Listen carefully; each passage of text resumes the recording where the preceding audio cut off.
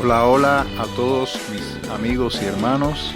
Este es su programa Piénsalo Bien, un programa para meditar y reflexionar respecto a todo lo que creemos y entendemos conforme a las Sagradas Escrituras. Dios me les bendiga mucho.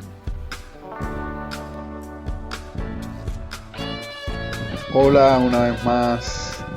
Qué bueno que podemos encontrarnos una vez más en este segundo estudio respecto al discipulado, mis hermanos. Estoy saludando a todos los hermanos que se han suscrito al canal, a todos los hermanos del canal de WhatsApp Reformador.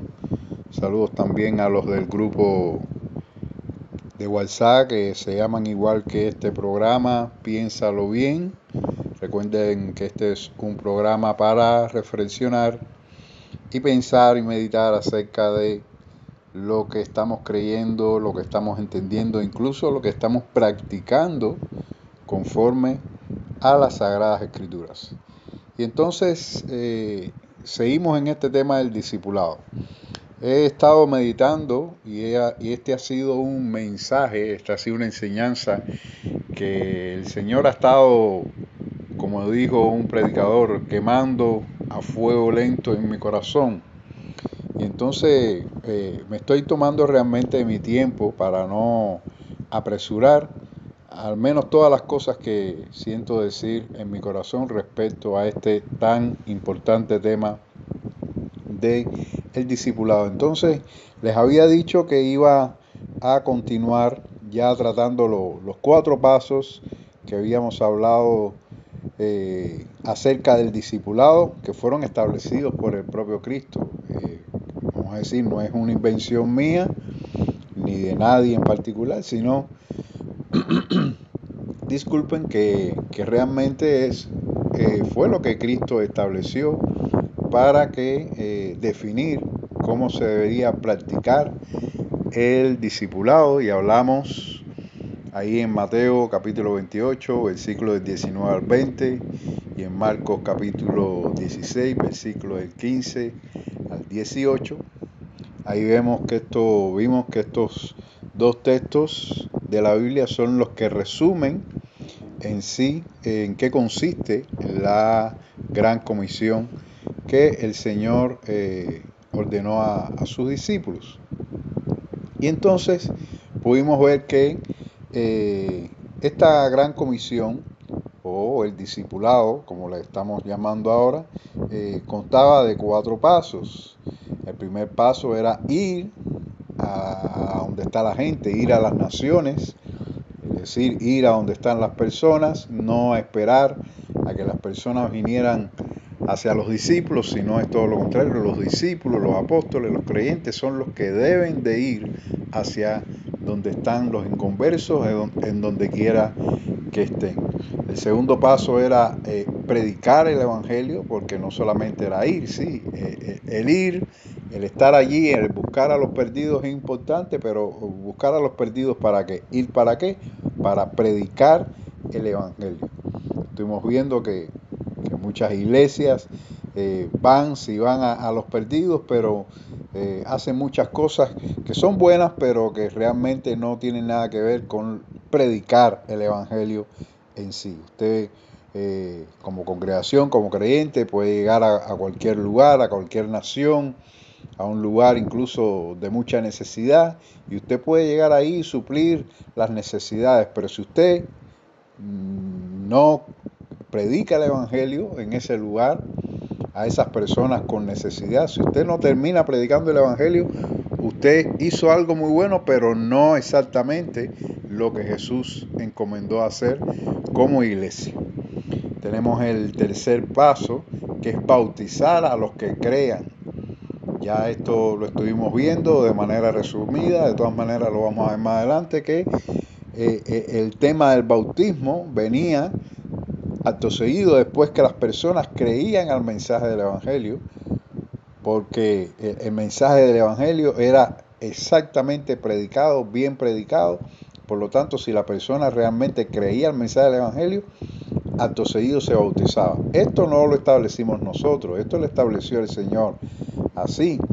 de esta manera, y lo vamos a ver más adelante cómo era de esta manera. Realmente no había una instrucción profunda acerca de los temas bíblicos para bautizar a la persona, sino simplemente se aseguraban los apóstoles que esta persona creyera al mensaje del Evangelio, al verdadero mensaje del Evangelio, no al mensaje del Evangelio de ven para que se te arreglen los problemas en Cristo, sino al mensaje del Evangelio que te habla de la vida eterna, del perdón de pecados, de que Cristo viene pronto, ¿ves? De que el Señor está a la diestra del Padre, que Cristo murió por nosotros, por nuestros pecados. ¿Ves? En eso consiste el mensaje, el verdadero mensaje del Evangelio. Y si la persona creía en ese mensaje, entonces acto seguido era bautizada. Y esto lo podemos ver en todo el Nuevo Testamento, en especial en el libro de los Hechos. Y el cuarto paso, que sería entonces, dice, enseñándoles a obedecer o a guardar todas las cosas que Cristo nos mandó o les mandó a los discípulos en este caso. Quiere decir que el proceso de enseñanza, el hecho de que el bautismo vendría después de la persona creer, no significa que la persona se iba a quedar sin enseñanza, si la persona no iba a ser más atendida, no iba a aprender más acerca de Cristo o de la vida cristiana, no. Después del bautismo entonces era que venía el proceso de la enseñanza que te lleva al crecimiento, a la madurez, y ese proceso de enseñanza continúa hasta que Cristo venga por su iglesia. Y vamos a ver que incluso dentro del proceso de enseñanza, cuando la persona alcanza madurez, entonces ya ese creyente que ha alcanzado la madurez, entonces está listo, ese creyente que ya alcanza la madurez, entonces está listo para comenzar de nuevo el ciclo del discipulado, está preparado para cumplir la gran comisión, en este caso ya con otras personas nuevas. Y esto es lo que vamos a ver ahora en esta segunda parte de la introducción, porque reflexionando en este tema, creo que esta introducción necesita una segunda parte antes de entrar precisamente en los 4 pasos que pertenecen al evangelismo o que pertenecen a la gran comisión o a la misión de la iglesia o al discipulado, como usted lo quiera decir. Entonces, bueno, tómese su tiempo ahí y vamos a prepararnos para recibir la segunda parte de la introducción en esta lección del discipulado. El Señor les bendiga mucho.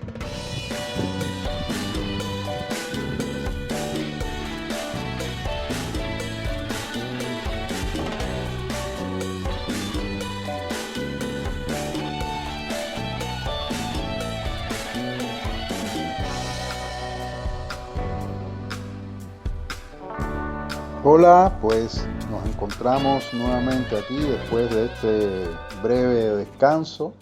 Estoy seguro que usted aprovechó y salió y tomó sus juguitos, su galletica y se sentó ahí cómodamente. Eso espero, ¿no? Se sentó ahí cómodamente a escuchar esta segunda parte de la introducción. Una vez más, saludos a todos los hermanos del canal y a todos los que me estén escuchando en este instante. Bueno, entonces, en esta segunda parte de la introducción, este tema del discipulado, quiero tratar acerca de otros aspectos importantes del discipulado como cumplimiento de la gran comisión. Creo, a mi entender, que son aspectos generales que debemos tener en cuenta cuando estamos estudiando, estamos debatiendo acerca de este tan importante tema. Acuérdese que estamos hablando de qué cosa es realmente la misión de la iglesia. ¿Cuál es la misión que Cristo encomendó a la iglesia? Y ya resumimos que la misión que Cristo encomendó a los discípulos, a los apóstoles, a la iglesia en general, es hacer discípulos. Es hacer discípulos. Entonces, yo establecí aquí 4 aspectos. Yo sé que pueden haber muchos más, o de estos aspectos se derivan muchos más, pero una manera de resumir lo más importante respecto a este tema, lo resumí en 4 aspectos importantes que debemos tener en cuenta antes de continuar en este tema de la Gran Comisión, antes de ir ahí al detalle de los 4 pasos que Jesús estableció para cumplir con la Gran Comisión. Pienso que estos temas son importantes, y el primero es la autoridad de Jesús. Hay que tener en cuenta la autoridad de Jesús a la hora de entender y comprender en qué consiste la Gran Comisión. El segundo aspecto es acerca de la influencia y el poder del Espíritu Santo. Vamos a ver la importancia que tenía la participación protagónica en la que tenía el Espíritu Santo, cómo Jesús habló acerca del Espíritu Santo en el mismo instante que estaba hablando de la Gran Comisión. Esto lo vamos a ver en los pasajes donde Jesús menciona la obra del Espíritu Santo en la Gran Comisión.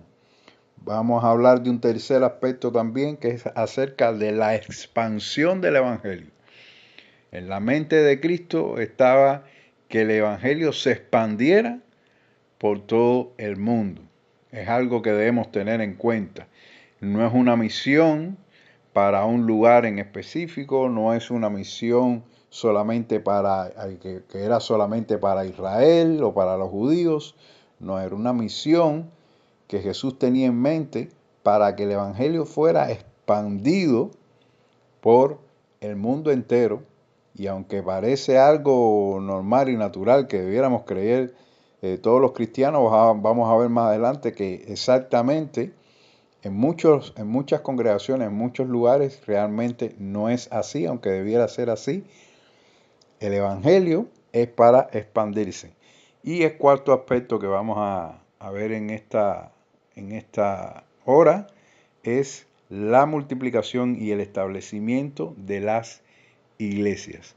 Vamos a ver que esto era una parte importante dentro de la Gran Comisión.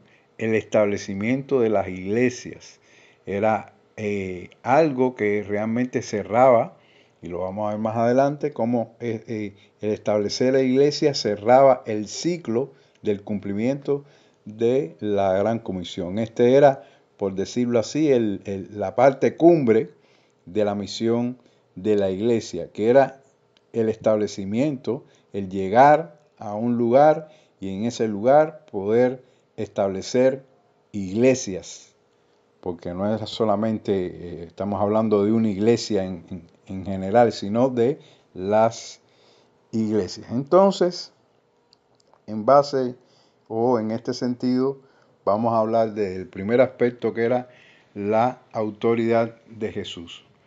Ahora, ¿por qué es importante tener en cuenta la autoridad de Cristo en el cumplimiento de la Gran Comisión?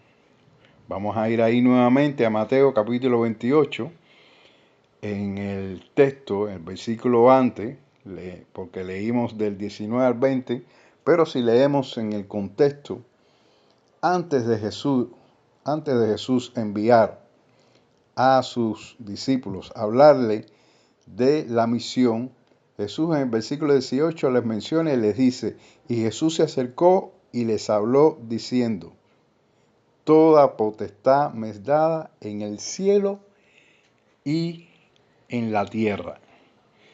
Ahora, ¿por qué Jesús tuvo que hablar de su autoridad antes de encomendar a sus discípulos? ¿Por qué? Porque recuerden que Jesús necesitaba hacerle entender a sus discípulos que esto no era una iniciativa propia ni siquiera de él como persona, sino que Jesús les estaba encomendando esto basado en la autoridad que había recibido del Padre. Jesús le está diciendo: esto yo se los encomiendo, pero no por mi propia iniciativa, no es porque no es arbitraria, no es una decisión arbitraria, no es una misión que bueno, que a mí se me ocurrió y creo que es buena y creo que es bonita y entonces bueno, se me ocurrió que esto mismo que estamos haciendo, esto mismo que yo hice, entonces bueno, ustedes deben hacerlo también, igual que lo hice yo, porque como yo lo hice, yo soy el Hijo de Dios y entonces bueno, vamos a hacerlo al igual que yo lo hice. No, no, no, no, no. Jesús le está enseñando a sus discípulos de que esta encomienda no es una iniciativa de él, sino que viene por la misma autoridad que él recibió del Padre. Por eso él le está diciendo, fíjense que él no está diciendo yo tengo la autoridad, dice no, toda autoridad, toda potestad me es dada. ¿Me es dada de quién? Por supuesto, del Padre.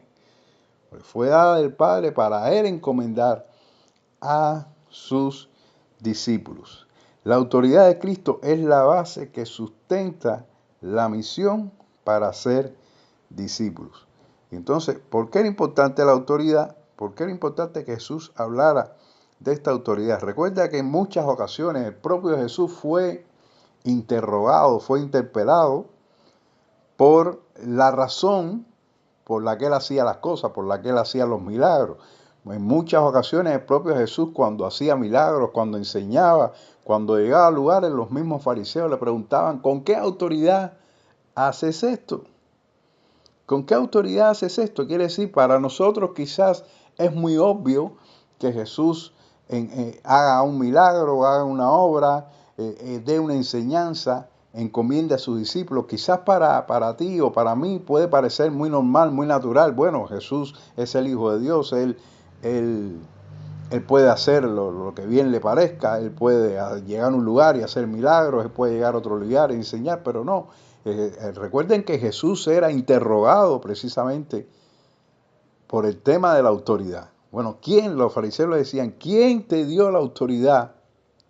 ¿De dónde recibiste la autoridad para hacer esas cosas?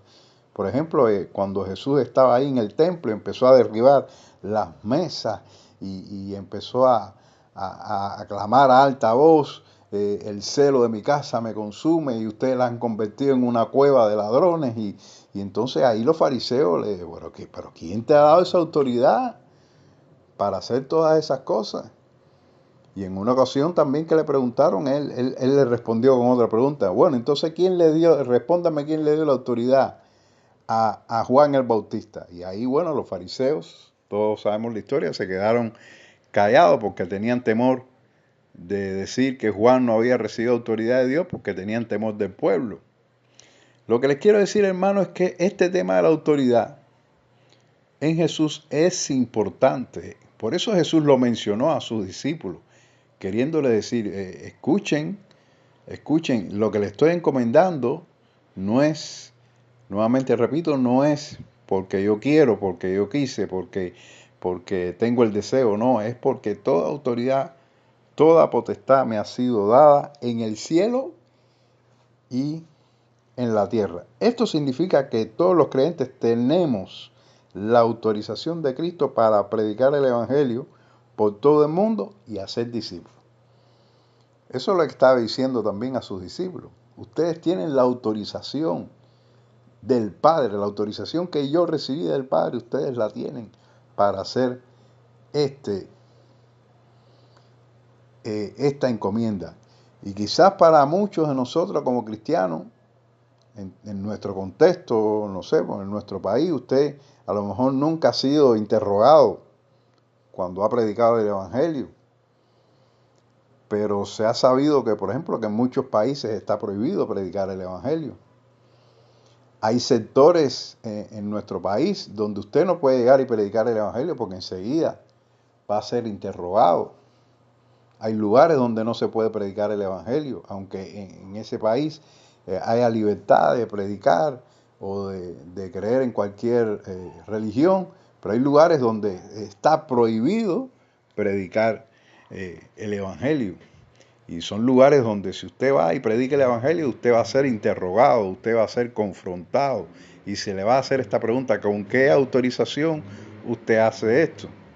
Yo me acuerdo hace algunos años, los que, bueno, lo conocieron, pastor Willy, salíamos con él todos los domingos. Esto fue por allá por los años 90.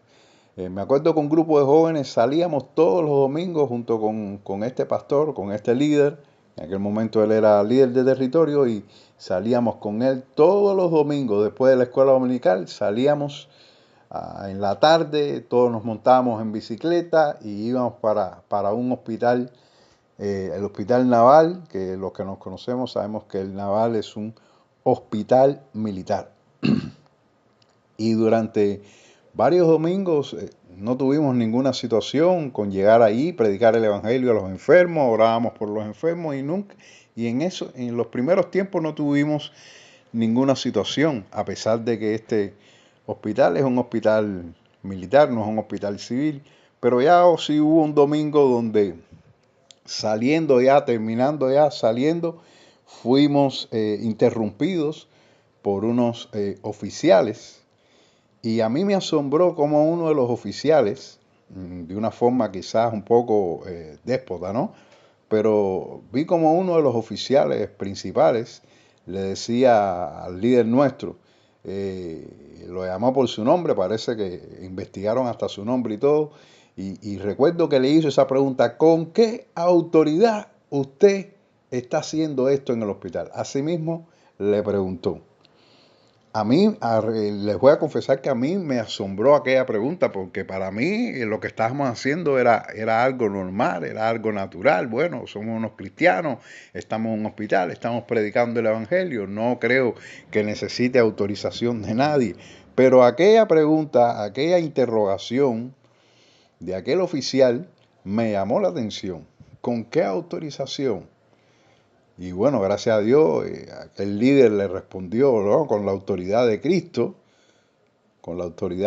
y a partir de ahí, bueno, fuimos llevados ahí a un lugar y fuimos interrogados por lo que estábamos haciendo. Gracias a Dios no hubo más consecuencias, solamente una advertencia nos dieron allí, que no debíamos allí predicar, porque bueno, era un hospital militar y demás, pero bueno, no tuvimos mayores consecuencias, gracias a Dios. Pero lo que les quiero decir en cuanto a este testimonio es precisamente la necesidad que tuvo Cristo de decirle a sus discípulos en base a qué autoridad ellos iban a cumplir la gran comisión. Por otra parte, su autoridad nos enseña que al ser un mandato del propio Jesús, no debemos cumplir con esta misión en nuestros propios términos o a nuestra propia manera. El cumplimiento de la misión es hacer discípulos. La misión no es una iniciativa humana. El otro aspecto acerca de la autoridad de Cristo es que como fue el propio Jesús el que le encomendó, esto no nos da el derecho a improvisar o a creer que la misión es en nuestros propios términos, en nuestra propia manera, como nosotros querramos hacerla o con nuestra propia iniciativa, porque de hecho la misión de la iglesia no es iniciativa humana. Esto no se le ocurrió a ningún hombre. Esto no fue ni siquiera que Pablo o Pedro o Mateo o Lucas se pararon una vez en la cima de un edificio o en una azotea y bueno, venga para acá toda la iglesia, que a partir de hoy vamos a establecer una misión para la iglesia. No, esto no fue idea humana, esto no fue una empresa humana, una organización humana, esto fue un designio del propio Jesús, una encomienda de la boca de Jesús. Por lo tanto, no debemos pensar que podemos hacerla a nuestra propia manera y tener respecto a la misión nuestra propia definición. Un ejemplo de esto, por ejemplo, es ¿qué define Jesús como un discípulo? ¿Cuál es la definición de Jesús de lo que es un discípulo? Nosotros podemos tener cualquier idea de lo que significa un discípulo. En muchas congregaciones se le llama nuevo convertido, se le da estas lecciones que en muchos lugares se le llama discipulado o doctrina o como quiera que le estén llamando. Y ya una vez que termina ese proceso temporal, bueno, dicen, ya este es miembro, ya lo definen como discípulo, pero ¿cuántas de estas cosas que estamos haciendo está realmente cerca de la definición de Jesús acerca de un discípulo? Y hermanos, todos las conocemos, todos conocemos qué cosa para Jesús era un discípulo.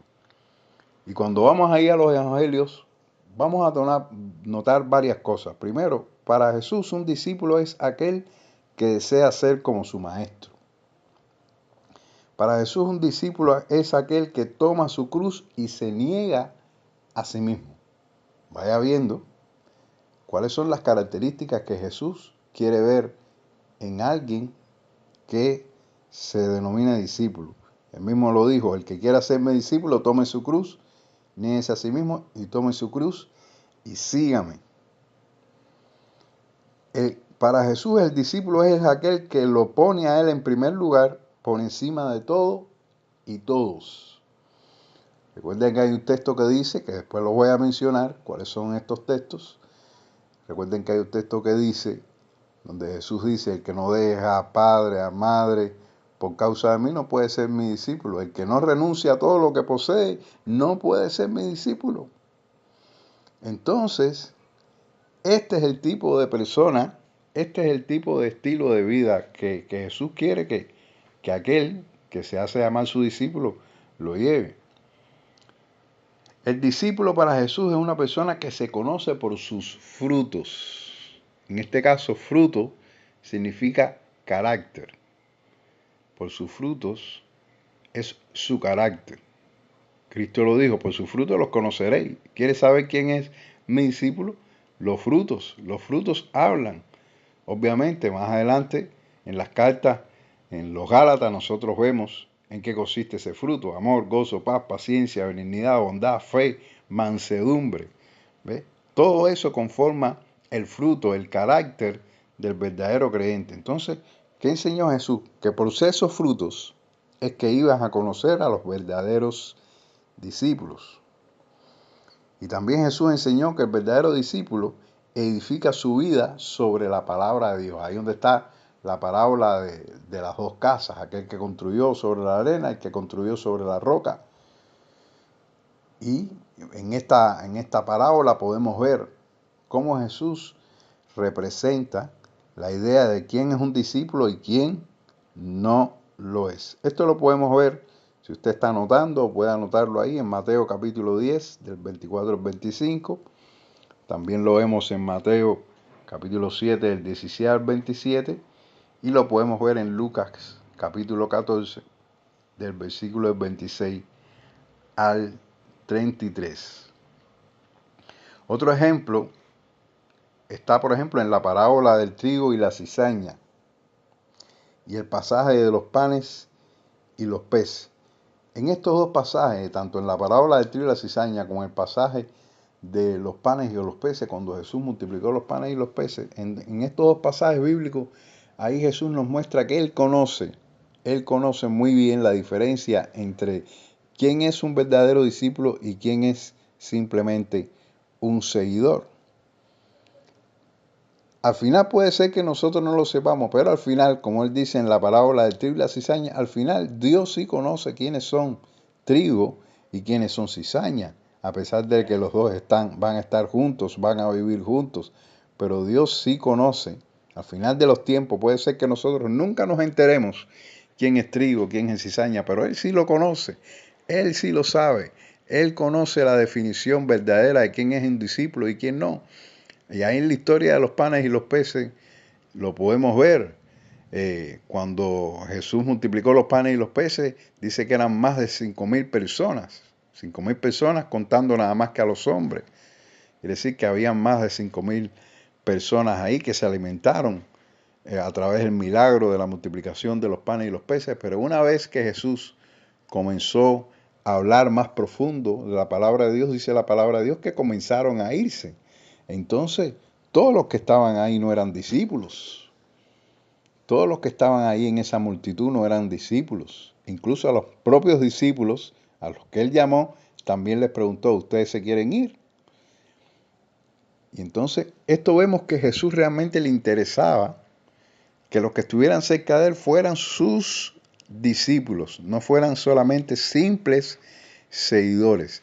Y esta es la parte que me preocupa, porque en la actualidad hay iglesias muy numerosas, pero mi pregunta siempre es, ¿estará seguro el pastor de esas iglesias numerosas, o los líderes, o usted mismo que puede pertenecer a una de esas iglesias numerosas? ¿Está usted seguro que todos los que están allí, que esa gran cantidad de personas que van ahí, todos son discípulos? Todos estos discípulos tendrán estas características que dijo Jesús, porque yo creo que acá Jesús en los evangelios puso el listón bastante alto.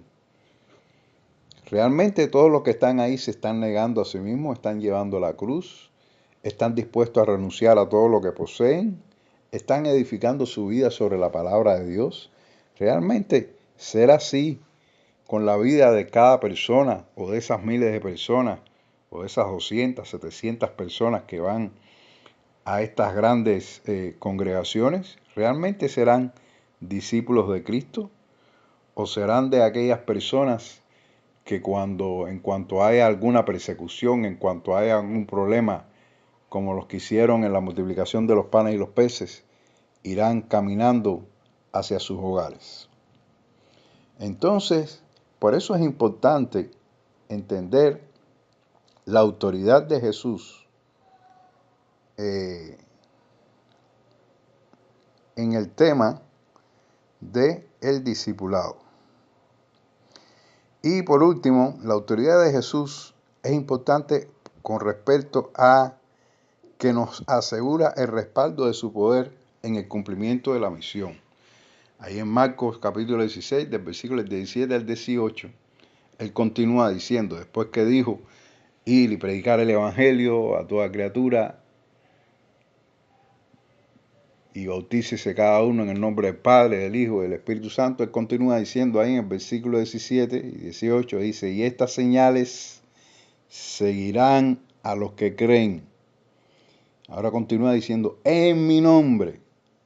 En mi nombre. Ahora cuando Jesús menciona en mi nombre, está hablando de su autoridad, de la autoridad que hay en su nombre. En mi nombre echarán fuera demonios, hablarán nuevas lenguas, tomarán en las manos serpientes, y si bebieran cosa mortífera no les hará daño. Sobre los enfermos pondrán sus manos y sanarán. Es en su nombre. En su nombre el Señor ha estado estableciendo su autoridad. Está estableciendo que todos aquellos que vayan a cumplir la gran comisión van a estar respaldados por el poder y la autoridad que hay en su nombre. Y él prometió que hay señales que le seguirían a todos aquellos que realmente estén involucrados en la gran comisión. Quiere decir que no estarían solos. Aquí estamos viendo que esto no es una obra humana. Aquí estamos viendo la razón por la que no podemos pensar de que esta gran comisión se puede cumplir con esfuerzos humanos. Aquí no hay nada humano. Aquí todo es sobrenatural, y esto lo vamos a ver un poco más adelante. Esta misión no es de nosotros, viene de la autoridad de Cristo. Viene porque a Cristo le fue dada toda potestad de las manos del Padre Celestial. Y entonces, en base a esa potestad, Cristo encomienda a sus discípulos y por ende encomienda a nosotros como iglesia, y nos ha prometido que nos va a respaldar y que va a estar con nosotros hasta el fin del mundo. Pero esta misión tenemos que entender, hermanos, que es en base a su autoridad y no la autoridad de ningún hombre en esta tierra, en este mundo. Vamos a tomar un descanso, nuevamente un descanso. Dios les bendiga mucho y nos vemos para tratar el próximo aspecto.